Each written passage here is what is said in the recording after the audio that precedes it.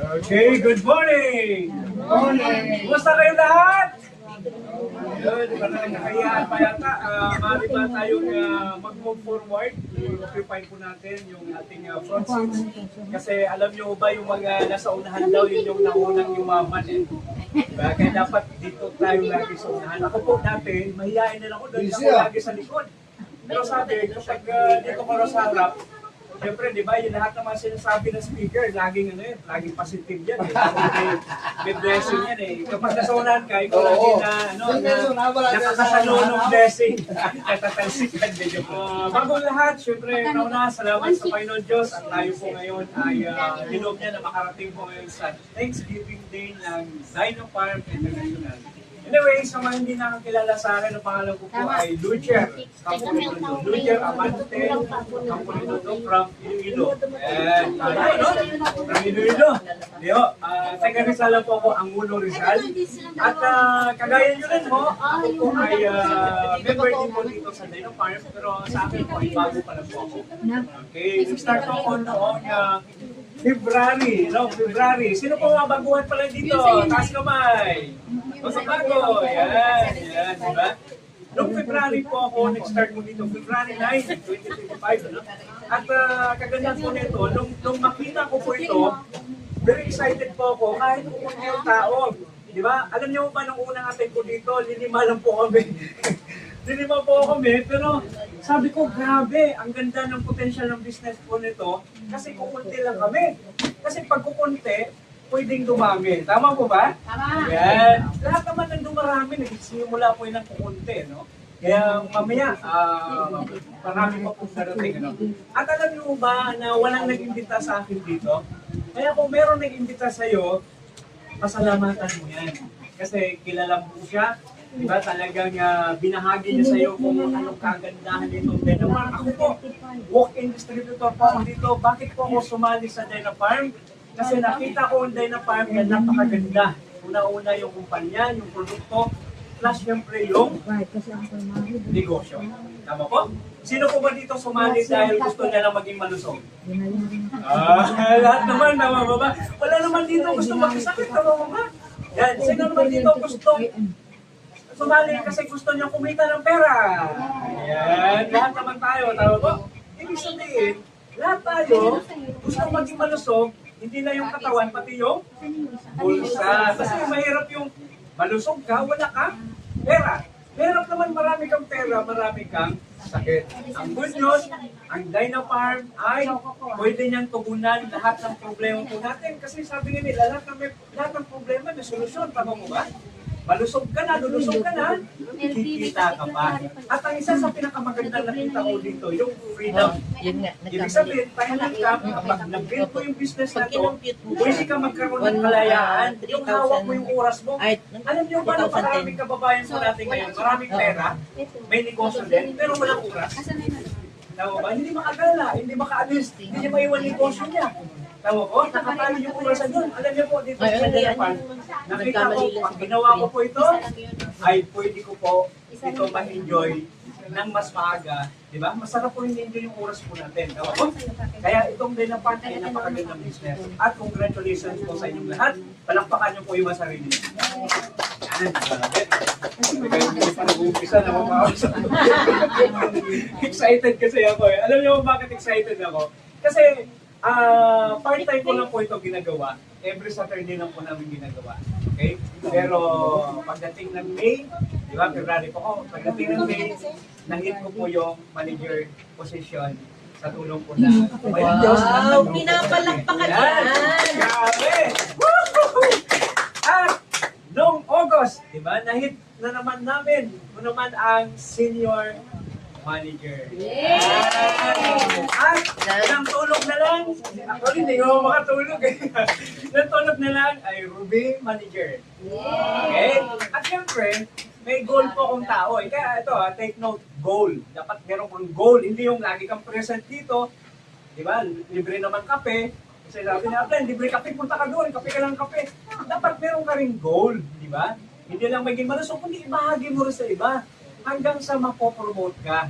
Tama po ba? Ang sarap po pala na po-promote ka. Okay? At ang good news po na ito ngayon, mamaya meron po tayong presentation para sa mga datihan, para ma-refresh po tayo, at sa mga baguhan, para makita natin kung gaano talaga kaganda itong Dynafarm. Kasi maraming tao sa labas, naghahanap po ng opportunity, hindi nila nakikita ito. Kasi hindi natin kinikwento. Kaya ngayon, umaga na ito, ihanda po natin yung mga sarili po natin. Kasi ang tatalawagin ko po ngayon ay isa sa napakasipag. Kagagaling, akala ko wala siya ngayon eh. Pero dito siya ngayon dahil po sa para sa atin. Siya po ang ating Dynafarm coordinator ng Mindanao, Metro Manila, Luzon, yata halos lahat. Napakasipag po nito. Kagagaling niya lang ng Mindanao, Visayas. At pag may grupo po tayo doon, pwede natin i-refer sa kanya sa sunod. No? Napakasipag po nito. Bili po ako dito kasi parang nagkakaisa kami ng ideas, ng interest. Ibig sabihin, nagkakasundo kami kasi parehas kami kumbaga para tulungan, yung mission ng tulungan itong Dynafarm na lumago ng lumalgo. Ano? Gusto po natin yung gano'n, lalago yung business po natin. Okay, kung gano'n, palakpakan po natin ito ng malakas, yung ating coordinator na pakasipag, walang iba, Ma'am Elvis Solano! Yes! Thank you. Good morning, everyone. Good morning. Uy, lahat, negosyante, alam bakit good morning? O, diba? Sino po ang first timer dito? As in, wala pang alam about Dynafarm. Ay, medyo marami-rami din, ano? Ako po si LV and coordinator po ako ng, yun nga, sinabi ni Sir Nonoy, Visayas, Mindanao, tapos Metro Manila and South Luzon. Pag-coordinator po, kami po yung nag-aasikaso sa mga centers and distributors sa iba't ibang areas. So kung may kakilala po kayo na gustong magdala ng kanilang products, ng Dynafarm products sa lugar nila, meron po tayong mga centers na tinatawag. Yun po yung tinutulungan ko. Meron tayong 50,000, 75,000, so parang tindahan. Tapos bibigyan din po kayo ng resibo ng company, tuturuan din po kayo kung paano, and may porsyento kayo dun sa benta ninyo. So ganun po siya. Nandito po ako, ang role ko, to give you more information of what will happen today, what's in it for us ngayong araw na to. So this morning po, ito yung Business Opportunity Meeting, BOM, kung saan may papaliwanag po sa inyo yung company, products, and marketing plan. Tapos may pa-lunch po tayo. And around 1:30 to 3 o'clock, meron pong Zoom and FB Live. So mapapanood po dito sa ating proyekto. And nandyan po, meron po tayong grant na awarding sa mga teams. May mga teams po kasi na nabuo and I'm sure narinig niyo rin po ang Team CDM. Yes, yan ang team po ninyo, mga Team CDM. And may awarding po mamaya. At the same time, meron pong yung mga bumili ng 1,000 BB worth of products in one resibo, paraffle din po mamaya. May matatanggap na 4 na Dynatonic na 780 ml, yung malaki. Tapos may third prize na 5,000 pesos. Meron ding 10,000 pesos and 30,000 pesos. Yun yung ating pinaka-grand na prize. And so yun, simulan ko muna. Tapos po, bago ko po malimutan, meron po tayong mga promos only for today. Ngayong araw lang po ang promos. Meron tayong mga buy one get one, buy two get one, buy three get one. Meron din mga packages, mga discounted packages. Yan. So, ask nyo lang po si Russell kung ano po yung ating mga pa-promo today. So, yun, simulan ko na po. Bibigyan lang po ako ng information about the company and mga konting products para sa kaalaman ninyo. Before that, gusto ko lang pong magbigay ng konting testimonial. Bakit nagustuhan ko yung Dynafarm products? Before po kasi, meron akong karinderya. Tapos hilig ko rin po talagang kumain ng sarap. Sabi nga nila pampabata. Kaya high blood po ako before, diabetic, due for operation sa goiter. Lagi po namin kasi mother, father, lola ng personal. Yes, no. You're in good hands from the Dynafarm. And yun yung kagandahan. katulad ng sa Dyna Farm products kasi mga food supplements, mga herbal products, hindi siya gamot. Nakakagamot siya, yes. Pero hindi siya katulad ng mga drugs na may mga talagang synthetic drugs na sinasabi natin na dapat may mga dosage pa, meron ka pang prescription muna bago ka mag-take kasi pwedeng overdose. Mga ganun. So, ito, food supplement siya, mga all natural. Ayan. And, yun, nagustuhan ko po itong ating produkto sa Dyna Farm kasi nakakatulong. May tinatawag tayong CNS.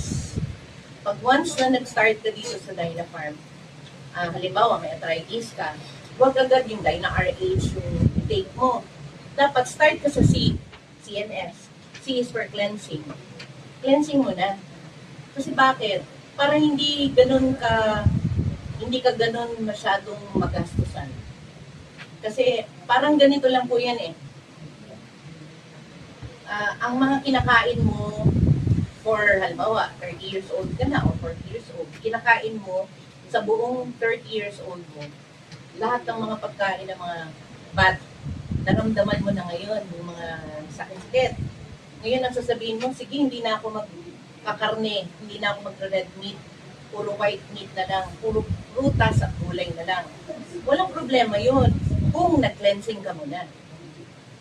Bakit? Kasi ang kakatasan kasi ng ating bilay sa ating bituka, yun mo ng mga toxins. So, kailangan ang cleansing, ilalabas muna para maging effective. Tapos, C, no? Yung cleansing. N is for nourishing. Nourishing through vitamins, minerals. Ino-nourish mo yung katawan mo kasi yung sariling katawan natin, yung lumalaban sa mga sakit. Naniniwala po ba kayo nun? Kaya lang, maghina lang yung mga katawan natin, may mga sakit na nga eh. Kaya hindi na kayang labanan. Yung immune system natin, wala, pagsak na. So, ganoon. And yung S is strengthening. Sa strengthening naman, sir, may na-check sila sa packages, but I mean, sir, ano yung may nakita nyo? Doble yung iyang Doble yung yin. Pidrip na kasi namin. Tapos, sa S is strengthening. Diyan na yung palalakasin mo yung katawan mo. Kumbaga, ganun talaga eh. Dumadaan talaga tayo sa edad, pagka-edad na ganito. Tapos, yung katawan natin, hindi na katulad ng bata pa tayo. Yan. Katulad ko, lalo na mga pagkain ganyan, nakakaramdam din ng ano. Meron po kasi akong tatlong anak, ang 38 years old na sila, 34 years old. And I have 7 apos. And next year, sasali na rin po ako sa senior citizens group. Yan. So yun po, yun yung tatandaan ninyo pag nag-take kayo ng product. CNS, cleansing muna, nourishing, and strengthening. Yan. So, ano ba yung Dyna Farm? Ang Dyna Farm po, it's a group of companies. Nagsimula po siya 1981 pa.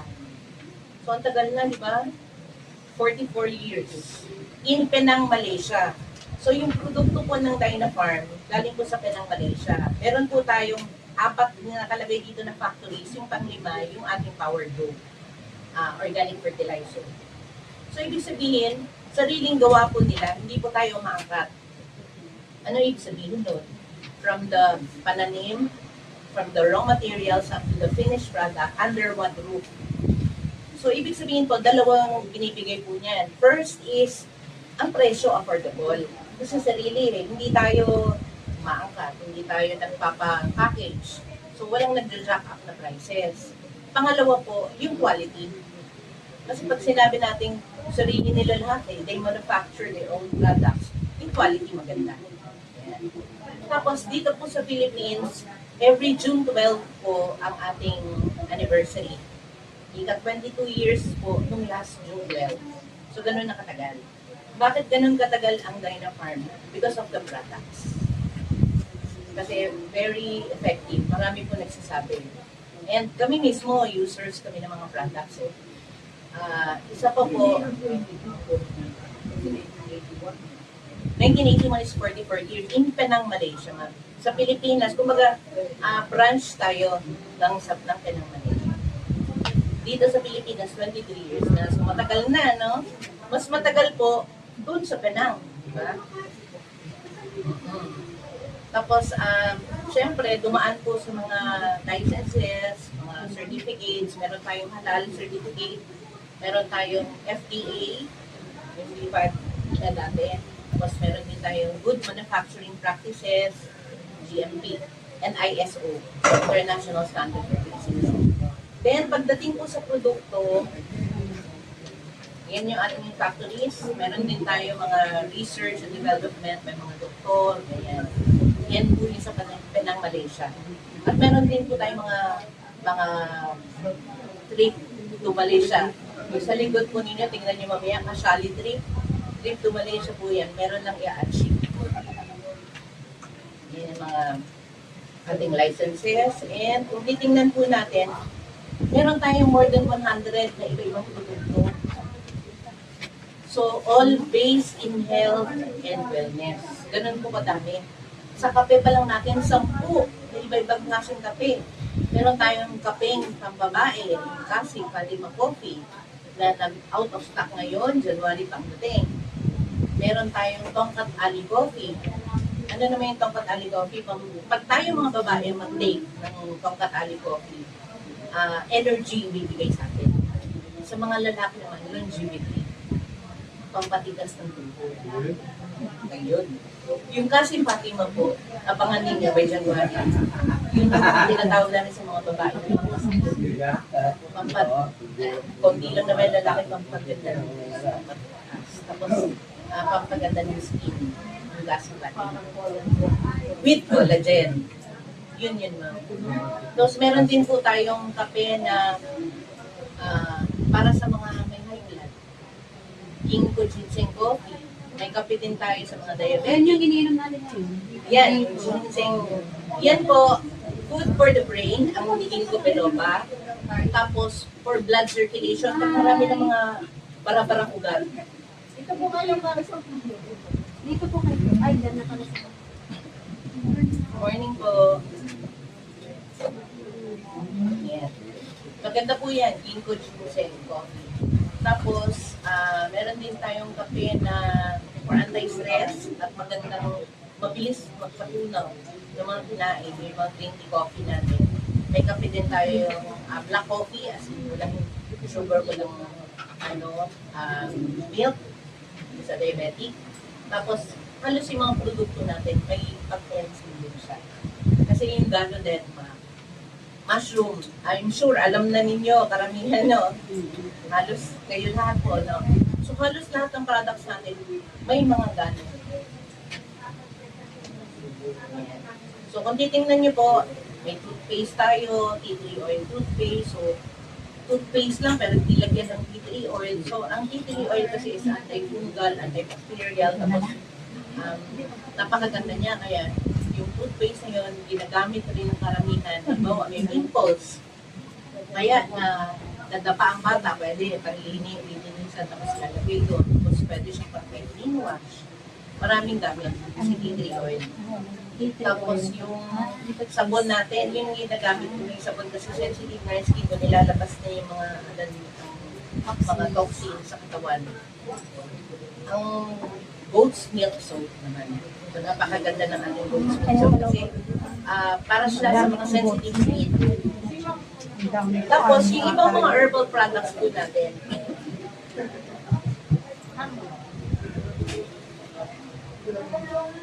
bigyan ko lang po kayo ng idea. Ito yung mga basic reasons bakit nagkakasakit ng tao.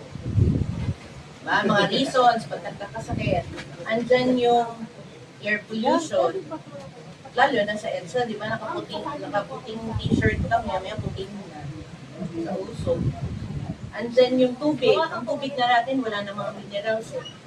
Tapos, nasa ilalim pa ng yung mga tubo sa ilalim, yung mga kalawang na. So halos wala na, bad na siya. Wala nang mga sustansya. Andyan yung stress. Alam niyo ba, pangalawang dahilan ba't mamamatay yung tao? Yung stress.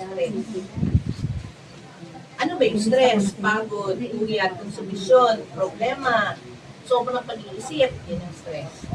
Tapos, kung titingnan natin sa dictionary, ang stress is, it's how your body reacts to a certain change. kung paano pala mag-react yung katawan natin. So dapat cool lang tayo, dapat kalma-kalma lang tayo.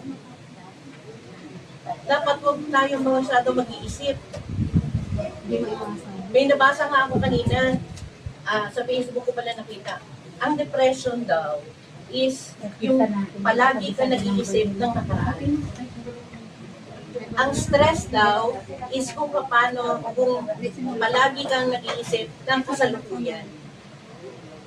Tapos yung anxiety, di ba, alam natin anxiety, kung yung naiisip mo naman sa hinaharap ka. Tama rin, ano? Depression. Pero to sum it all, yung tatlong yun, depression, stress, anxiety, sa stress pa rin yun. Pwede kasi, it's how your body reacts to a certain change. Pwedeng yung change na yun is masaya. Halimbawa, yung nanay mo nag-asawa, uli. Di ba dapat masaya ka kasi nag-asawa yung nanay? Pero konsumisyon pala, stress ka rin pala. So yun pala yun, dapat huwag ka masyado mag-iisip, dapat cool ka lang. Yan. At saka isa pa, pag alam natin may sakit tayo, isip tayo nag-isip, lalo tayo nagkakasakit. Oo. Tapos isa pa, importante po, kailangan malakas yung will mo. Siyempre kay God, no? And yung willpower mo, aside from malakas yan, huwag kang mag-stress management ka. Kasi masyado mag-isip, kasi karamihan ng masakit galing doon eh. Isa pa, yung pangit na pag-uugali daw, sanhi ng stress. Bakit? Subukan mo magalit sa isang tao. Galit na galit ka, di ba? Na-stress ka, nagpapalpitate ka, tapos hindi ka makahinga halos. Hindi naman alam ng magalit mo na galit ka. Pero na-stress ka, di ba? Ganun kaya kailangan daw, ano ka lang, happy ka lang lagi. Tapos kalma ka lang, chill, relax ka lang, gano'n. And yung number one problema natin, number one cause of our illnesses. Sa food. Bakit food? Wala nang sustansya mga pagkain eh. Sabihin bang prutas, gulay, lalagyan ng formalin. Ano ba yung formalin? Pang-embalsa mo. Diba? Oo. Tapos ibabiyahe pa yan kasi galing sa mga probinsya. Yung mga biyahero, syempre may mga uso. Wala na eh. Tapos iluluto pa natin sa bahay. Di ba yung mga gulay, lalo yung mga dahon-dahon. Dapat ano lang, yung ano tawag dito? Yung pagluto lang, half cook. Yan. Kasi pag nasobra ng luto, wala nang sustansya lalo. Tapos lalagyan pa natin ng tak-tak-tak. Pero nung narinig sabi, hindi na ako nagtatak-tak-tak. O hindi na nga, hindi na daw siya nag-betsin. Wala nang Ajinomoto. Nagmamagic, sarap naman. Yun pa rin yun eh. Tapos ano ba yung mga, naalala ninyo yung turo sa atin ng elementary, go, grow, glow, yung mga pagkain, yung pyramid food. Dapat daw damihan natin ng prutas, gulay, konti lang yung mga mamatika, konti lang yung mga carbs din, mga ganon. Tapos dapat daw, ang pagkain daw natin, every time nakakain tayo, dapat may carbohydrates. Yung kanin, tinapay, pwede yan, diba? Dapat may protein. Ano yung mga protein? Itlog, mga karning baboy, karning baka, karning isda, protein yun. Kailangan din, meron tayong vitamins, may minerals. Hindi naman natin nakakain yan sa tuwing every meal natin. Tapos, sabi pa, alam niyo ba yung ating, ito yun, hindi naman tayo mga doktor, di ba? Pinag-aralan na. Ang katawan daw natin, nagsisimula sa C. So, C-T-O-S. C is cells. Trillion cells sa katawan natin. Then T, tissues. Lahat yan. May mga tissues tayo. Then O, organs. Alam natin organs. Atay, puso, yan. C-T-O-S. System. System, yun yung C-T-O-S. Yan. Ngayon sa ating katawan, ang pinakamaduming parte, yung digestive system. Bakit pinakamaduming parte? Kumbaga yan yung factory, yung chest, factory ng buong katawan natin. Kung ano tayo, ang labas, galing yan sa mga kinakain natin. Yan. Tapos, ang bituka is 20 to 25 feet long. 20 to 25 feet long, mga 5 pesos na kasi yung tapat ko, patong-patong lang kaya gano'n. Pag mas mataba isang tao, 40 feet long. Grabe, no? Tapos, wala pa naman kumakain, no? Para naka-ready hanggang pag malapit nang kumain. Yan. So, ang sinasabi natin, paano mo malalaman na healthy ka? Healthy ang digestive system mo. At least nagpo-move ka. Nagpo-poop once or twice a day. Bakit? Ilang beses ba tayo kumakain sa loob ng isang araw? Tatlo. Minsan may merienda pa, may ano pa. Sa gabi kumakain ka. Isang beses hindi kinakakumi. Saan napunta yan? Sa haba ng bituka natin, nandyan lang. Kaya nga yung sinasabi ko kanina, nagyayabang ka na nagprutas, gulay ka na lang ngayon, wala namang karne, okay lang yun kung nag-cleansing ka. Kasi ang kakatasan niya, yung bilay natin, ito yan, yung kulay itim. Ang bilay daw, yung ating sa bituka natin. Pag baby pa, malinis pa, tapos nilalagyan ng mga pagkain na kulay itim na yan. So pag kumakain tayo, ang kinakatasan niya, ito munang mga itim na yan. Unless mag-cleansing ka, walang problema. Ano ba mga cleansing na gagawin mo? Andyan yung, alam niyo yung lapatiba. Colonic cleansing. Medyo may kamahalan ng 1.8 per session sa doktor, tapos ilang beses ka dapat bumalik-balik. Tapos yung tinuturo ng masirang early ba doon? Ito. Mag-blender ka ng fruits, vegetables, ng herbs, then yun lang mga katas sa take mo, yun. Kaya lang, okay lang yun kung wala kang work, nakakahina kasi meron tayo niyan na cleansing sa atin, dalawang klase. Yung isa is alfalfa, yun yung chlorophyll. Yes. Isang kutsara lang, ihalo sa isang basong tubig, pinakatubig mo na 3 times a day. Alam, iba nga paano isang kutsara po, ihalo sa isang basong tubig. Yung chlorophyll